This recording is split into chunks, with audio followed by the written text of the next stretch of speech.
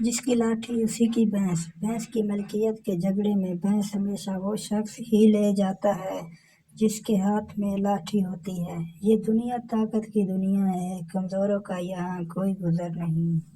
اس کہاوت کے بارے میں ایک قصہ مشہور ہے۔ ایک شخص اپنی بھینس لیے جنگل میں سے گزر رہا تھا کہ ایک چور اس کے سامنے آ گیا اور لاٹھی تان کر بھینس وہی اس کے حوالے کر دینے کا حکم دیا۔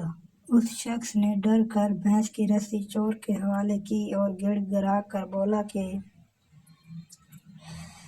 راستہ خطرناک ہے، اگر اپنا لاٹھی مجھ کو دے دو تو خیریت سے گھر چلا جاؤں گا۔ بے وقوف چور نے لاٹھی اس کو دے دی۔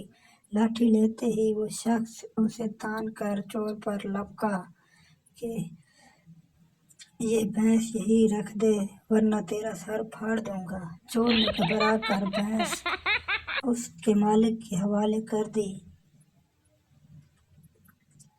اور وہاں سے بھاگ لیا۔